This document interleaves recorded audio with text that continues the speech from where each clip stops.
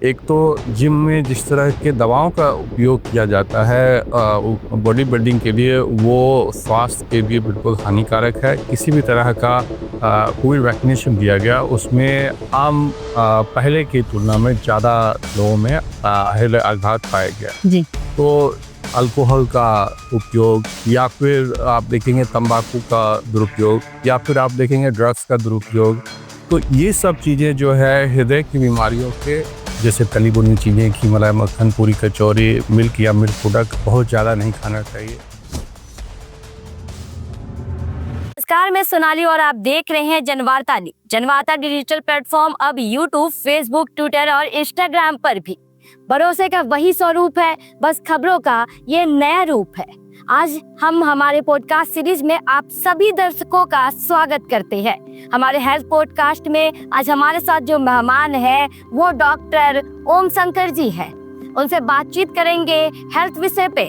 वही आपको बता दें कि वह विशेषज्ञ हैं हृदय रोग को लेकर, साथ ही दिल को लेकर बात करेंगे। आज हम उनसे, हमारी स्टूडियो में वो यहाँ पे मौजूद है, उनसे भी बातचीत करते हैं। सर, स्वागत है हमारे चैनल में आपका। सर, अगर दिल की बात की जाए तो आज के समय में जो युग है उसको देखते हुए भागदौड़ का समय चल रहा है, और इसे लेते हुए देखा गया है कि युवाओं में भी साथ साथ बुजुर्गों में भी काफी समस्याएं उत्पन्न हो रही हैं। कैसे सर, क्या कारण है इन डिजीजों का? देखिए, कारण को समझने के लिए हमको भारतवर्ष के विकास यात्रा को समझना पड़ेगा। इस संदर्भ में हम भारत को 3 भागों में बांट कर देखते हैं। एक वो भारत जो 90 के दशक, जहाँ पर कि औद्योगिकरण या विकास, जिसको हम लोग कहते हैं नया विकास, वो लागू की गई। उससे पहले का भारत, उसके बाद का भारत, और कोविड के बाद का भारत। इस तरह से हम पूरे विकास को, भारत के विकास की श्रृंखला को 3 भागों में देख सकते हैं। अगर हम 90 से पहले के भारत को देखें और भारतीय लोगों को देखें, उनकी रहन सहन और जीवन शैली का हम लोग अगर उसका विवेचना करें तो हम देखते हैं कि वो श्रम आधारित था। व्यक्ति ज़्यादातर शारीरिक श्रम पर विश्वास करते थे, और मशीन हमारे जीवन का हिस्सा नहीं था। जबकि 90 के दशक के बाद से जब विकास या ग्लोबलाइजेशन, लिबरलाइजेशन ये सब लागू हुआ, औद्योगिकरण लागू हुआ, तो हम लोग शारीरिक श्रम के बदला मशीन का उपयोग पर ज़्यादा निर्भर हो गए। उससे क्या हुआ, इस शरीर जो था में जो ऊर्जा का उपयोग या क्षरण जो कहते हैं आप, वो कम हो गया, और हमारी जो मोटापा बढ़ने लगी, खान पान में बदलाव आया, और इससे उच्च रक्तचाप और शुगर की बीमारियों में वृद्धि आई, जो आगे चलकर हृदय की बीमारियों की बहुलता में परिवर्तन होते दिखी। कोविड के बाद वाले भारत में एक चीज़ है कि कोविड वैक्सीनेशन के बाद युवाओं में, खास करके देखिए 12 साल से ज़्यादा वर्ष के युवाओं में जिनमें कि कोविड वैक्सीनेशन दिया गया, उसमें पहले की तुलना में ज़्यादा लोगों में हृदय आघात पाया गया। जी। तो इस वजह को, कोविड वैक्सीनेशन को एक हम लोग उसके रूप में देखते हैं। और उसके साथ साथ जो था कि पेड़ों की कटाई हुई, उससे प्रदूषण जो है वो बढ़ा। स्वच्छ वातावरण, स्वच्छ खान पान और मिलावट विहीन खाना जो है ये मिलना मुश्किल हो गया। तो ये सब मिलाकर अगर आप देखें तो हमारे नए भारत में ये बढ़ गई है, और जिसकी वजह से हृदय रोग की बहुलता हुई है। ये हार्ट अटैक की शुरुआती जो लक्षण होते हैं वो कैसे होते हैं, जिसे नजरअंदाज नहीं किया जा सकता, जानना चाहेंगे आपसे। हार्ट के लक्षणों की विवेचना के लिए भी हमें 2-3 तरीके से उस पूरे परिदृश्य को विभाजित करना पड़ेगा। एक वो है जिसमें कि अस्थिर हृदय की बीमारियां होती हैं, जैसे कि खून की नलियां जो है धीरे धीरे सिकुड़ रही है, तो वो तकलीफ की आपके जीवन में धीरे धीरे अवतरित होती है। और दूसरा, अचानक से हार्ट की बीमारियां पैदा लेना, जैसे कि अचानक से हार्ट अटैक हो गया आपको। वो हार्ट अटैक भी अलग अलग तरह के होते हैं, लेकिन हम लोग आम जनता को समझने के लिए हार्ट अटैक को 2 बात में ही इसी तरह समझते हैं कि एक अस्थिर बीमारी है जिसमें लोग चलते फिरते हैं तो उनको बीच सीने में दर्द होता है, या वो दर्द बाएं या दाएं या गर्दन में या जांघ में या पीछे की तरफ चली जाती है और रुकने से आराम हो जाता है। अगर ये स्थिति बनती है तो इसको हम अस्थिर हार्ट की बीमारियां कहते हैं। और दूसरी तरफ जो होता है, अचानक से आपके सीने में दर्द हुआ, बीच सीने में लगा कि कोई हाथी आपके सीने पर बैठ गया हो और असहनीय पीड़ा हो और लगने लगे कि जान चली जाएगी, चक्कर, बेहोशी, पसीने आने लगे, सांस फूलने लगे अचानक से बेवजह, तो इसका मतलब है कि ये आपको दिल का दौरा हो सकता है। और इसके लिए तुरंत अगर आपके घर में डिस्प्रिन जैसी दवाएं उपलब्ध है तो आप उसको चबा सकते हैं और आसपास के अस्पताल में तुरंत जाना चाहिए, जहां पर कि आपको समुचित इलाज की व्यवस्था हो हृदय संबंधी, उससे आपकी जान बचाई जाती है। सर, बदलती जीवन शैली की अगर बात की जाए, तनाव की और फास्ट फूड की भी, तो वो कितना असर पड़ता है उसका दिल पर? 90 से पहले के दशक में हम ज़्यादातर खाना पीना ऑर्गेनिक खाते थे और हमारा जो, अगर आप देखें कि वातावरण जो था शुद्ध था और मिलावटी खाना नहीं था, जैविक उपयोग बहुत कम था, जेनेटिकली मॉडिफाइड फूड हम लोग नहीं खाते थे। तो और इससे क्या था कि हम ज़्यादा स्वस्थ रहते थे, शारीरिक श्रम से अगर जितना भी खाना हम खाते थे वो पच जाता था। अब हम क्या करते हैं, खाना तो खाते हैं लेकिन घर में बैठे रहते हैं, और ये आदत बचपन से ही हम अपने बच्चों को, अभी दूध पीना भी शुरू किया, थोड़ा सा समझना शुरू किया तो उसको हाथ में मोबाइल दे देते हैं और वो मोबाइल के आदी बन गए हैं। और मोबाइल आगे चलकर उसको शारीरिक फिजिकल लेबर जो है, शारीरिक श्रम को छोड़कर वो इंडोर जो मोबाइल गेम्स, कंप्यूटर गेम्स, इस सब में वो वहीं तक सीमित हो जाते हैं, जिससे उनमें मोटापा बढ़ती है और जो शरीर की अपनी जो चलने से आपका जो ऊर्जा का क्षरण होना चाहिए वो होता नहीं है, और वही बाद में चल के आपके मोटापा और फिर ब्लड प्रेशर, ब्लड शुगर और फिर हृदय की बीमारियों का कारण बनता है। सर, अभी जैसे अभी की केसेस की बात की जाए हार्ट अटैक की, तो युवाओं में ज्यादातर देखा गया, जिम जाने वाले युवक को हार्ट अटैक की समस्या ज्यादा करा रही है। साथ ही साथ आपको बता दें कि जब किसी भी रिसेप्शन पार्टी से या डांस वगैरह लोग करते हैं, उसमें भी हार्ट अटैक की जो संख्या है वो काफी बढ़ रही है। क्या कारण है सर? देखिए, इसमें तो एक मैंने आपको पहले बताया कि पहले के जो क्लासिकल कारण हैं वो तो है ही है, जो बदलाव के हमारे रहन सहन में बता हुआ। उसके बाद जो है कोविड वैक्सीनेशन के बाद, कोविड हृदय को दो तरीके से प्रभावित करता है। एक जो है कोविड की वजह से हृदय की मांसपेशियां कमज़ोर हो जाती हैं और उनका हृदय गति अनियंत्रित हो जाता है कभी कभार, और उस अगर बहुत तेज़ गति से हृदय धड़कने लगती है तो अचानक से लोगों की मृत्यु हो सकती है, या फिर खून की नलियों में खून का थक्का जम सकता है और हृदय का आघात हो सकता है, जिससे आदमी की अचानक खेलते कूदते दौड़ते हुए मौत हो सकती है। युवाओं के, आप जैसा कह रहे हैं कि जिम जाते हुए, देखिए, एक तो जिम में जिस तरह के दवाओं का उपयोग किया जाता है बॉडी बिल्डिंग के लिए, वो स्वास्थ्य के लिए बिल्कुल हानिकारक है। किसी भी तरह का जो आर्टिफिशियल जो प्रोटीन और इस तरह की चीज़ों को देता है या इंजेक्शन देता है, वो सब चीज़ें बिल्कुल नहीं देनी चाहिए। ये सब स्वास्थ्य के लिए हानिकारक है और हृदय को नुकसान पहुंचाता है।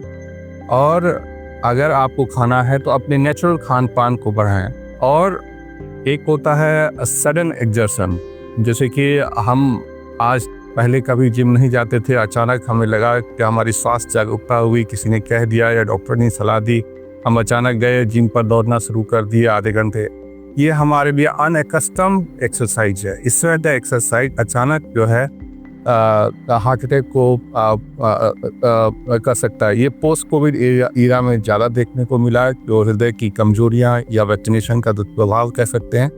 उसके अलावा युवाओं में जो आप देखें कि नशे की आदत, ये बहुत ही एक पीयर प्रेशर या एक आदत की तरह विकसित होती जा रही है, और ये बहुत बड़ा हृदय के ऊपर दुष्प्रभाव पड़ रहा है। जैसे देखेंगे कि अल्कोहल का उपयोग, या फिर आप देखेंगे तंबाकू का दुरुपयोग, या फिर आप देखेंगे ड्रग्स का दुरुपयोग। तो ये सब चीज़ें जो है हृदय की बीमारियों के प्रमुख जो है युवाओं में कारण बनते जा रहे हैं। सर, हार्ट हेल्थ को बनाए रखने के लिए आम इंसान को रोजाना क्या कुछ करना पड़ेगा? खान पान पर ध्यान देना, और ये खान पान पर ध्यान देने के लिए आपको बचपन से ही इसकी अच्छी शुरुआत करनी पड़ेगी। अच्छी शुरुआत का मतलब क्या है कि हम बच्चों को एजुकेशन दें कि क्या खाना चाहिए और क्या नहीं खाना चाहिए। जैसे तली भुनी चीज़ें, घी मलाई मक्खन, पूरी कचौरी, मिल्क या मिल्क प्रोडक्ट बहुत ज़्यादा नहीं खाना चाहिए। जो वेस्टर्न फूड है, पिज़्ज़ा, बर्गर, समोसे, भटूरे, कचौरी, ये सब चीज़ों को अवॉइड करना चाहिए। और हरी फल सब्जियां ज़्यादा से ज़्यादा खानी चाहिए। और नियमित व्यायाम जो है कम से कम 45 मिनट करना चाहिए। आउटडोर स्पोर्टिंग करना चाहिए 1 घंटे 2 घंटे, जितना भी संभव हो पाए। सर, आजकल एंजियोप्लास्टी और बाईपास जैसी जो तकनीकी है उसमें कितनी प्रगति हुई है? बाईपास जो है और एंजियोग्राफी, बाईपास का मतलब होता है कि आप ओपन हार्ट सर्जरी कर रहे हैं जी। और एंजियोप्लास्टी का अर्थ होता है खून की नलियों में सुई के द्वारा आप स्टेंट या छल्ले लगाते हैं। क्या है कि कोई भी व्यक्ति समाज में उनकी मानसिकता होती है कि हमको कम से कम जो इनवेसिव यानी अस्पताल में कम से कम ठहरना पड़े, हमारे शरीर को कम से कम नुकसान पहुंचे और जो जल्दी से जल्दी हॉस्पिटल से हमारा डिस्चार्ज हो जाए। तो एंजियोप्लास्टी की विधि से ये आप अगले दिन ऑपरेशन के बाद घर जा सकते हैं, बड़े बड़े ऑपरेशनों के बाद। चूँकि ये बहुत ही सुविधापूर्ण है, आसानी से की जा सकती है और लोग दूसरे दिन डिस्चार्ज हो जाते हैं, तीसरे दिन डिस्चार्ज हो जाते हैं। तो इस वजह से ज़्यादा लोग चाहते हैं कि एंजियोप्लास्टी की सुविधाओं द्वारा अगर मेरा इलाज हो जाए तो हम उसको मानें। बाईपास सर्जरी भी, चूँकि इसकी वजह से बाईपास सर्जरी पर दबाव पड़ा उस पर, तो जो सर्जन्स होते हैं उन्होंने भी नए विधियों पर काम करना शुरू किया। वो भी मिनिमली इन्वेजिव सर्जरी करना शुरू किया और वो भी एंजियोप्लास्टी यानी जो कार्डियोलॉजिस्ट हैं उससे कम्पीट करने के लिए नई तकनीक खोज रहे हैं। तो उस पर भी दोनों तरफ भी नए नवाचार हो रहे हैं, उसमें आविष्कार हो रहे हैं। और हमें लगता है कि ये जो प्रतियोगिता है ये मानव कल्याण के लिए बेहतर होगा। सर, क्या हार्ट फेलियर जो है वो पूरी तरह से ठीक हो सकता है या उसे सिर्फ कंट्रोल किया जा सकता है? हार्ट फेलियर जो है ये डिपेंड करता है कि हार्ट फेलियर की वजह क्या है। मान लीजिए हार्ट फेलियर की वजह अगर वाल्व की बीमारी है तो वाल्व बदलने से हार्ट फेलियर ठीक हो जाएगा, अस्थिर रूप से परमानेंट तरीके से वो हार्ट फेलियर ठीक हो जाएगा। अब मान लीजिए कि हार्ट फेलियर अगर हार्ट अटैक की वजह से हुआ तो फिर दवा देने के बाद उनको हो सकता है लंबे समय तक या जीवन भर उनको दवा लेनी पड़ सकती है। एक तीसरे तरह से हार्ट फेलियर होता है, जैसे कि उसमें वायरल इन्फेक्शन होता है और हार्ट कमज़ोर हो जाता है, यानी कि ये किसी दूसरी वजह से, कोई ऐसी वजह है जो करेक्ट किया जा सकता है, उस वजह से हार्ट फेलियर हुआ है। अगर ऐसी वजहों से हार्ट कमज़ोर हुआ या हार्ट फेलियर हुआ है तो ये चीज़ें भी करेक्ट की जा सकती है। तो मतलब ये निर्भर करता है कि उसकी वजह क्या है, उस पर निर्भर करता है कि उसके लिए परमानेंट इलाज चलेगा या क्षणिक इलाज ही उससे वो सही हो जाएगा। सर, युवाओं में हार्ट अटैक की समस्या ज़्यादातर बढ़ रही है, क्या सलाह देना चाहेंगे आप युवाओं को? हम युवाओं को सबसे पहले तो एक जो है कि अभी आपने अपने खान पान रहन सहन को संयमित करें। युवा जो आजकल स्क्रीन और लैपटॉप मोबाइल और इस पर अटक गए हैं, उनसे उसकी ड्यूरेशन को कम करें और नियमित कम से कम 1 से 2 घंटे घर के बाहर व्यायाम के रूप में बिताएं या खेलने में बिताएं। और नशे की जो आदत है उससे अच्छी आदतों को आप उनको छोड़ें और अच्छी आदतों को अपनाएं। और खान पान में तली भुनी चीज़ें, फास्ट और फ्राइड फूड और स्टोर्ड फूड या प्रिजर्व फूड के बदले फ्रेश फूड, ग्रीन वेजिटेबल्स, इस पर ज़्यादा ध्यान दें। सर, आम जनता को क्या संदेश देना चाहिए कि वो दिल को स्वस्थ रखने के लिए वो चीज़ें अपनाए रोजाना लाइफ में? आम जनता को ये बात समझनी चाहिए कि ये जितनी भी सलाह है वो उन्हीं की बेहतरी के लिए है, उनके जीवन की बेहतरी के लिए है। और आपको ये नहीं लगता है कि हम आज जो गलत जीवन शैली या दिनचर्या का पालन कर रहे हैं वो कल हमारे लिए जानलेवा साबित हो सकता है। शुक्रिया सर हमसे बातचीत करने के लिए, हमारे पॉडकास्ट सीरीज में जुड़ने के लिए। आप देख सकते हैं अभी जाने माने हृदय रोग विशेषज्ञ डॉक्टर ओम शंकर जी हमारे साथ हमारे पॉडकास्ट में जुड़े थे।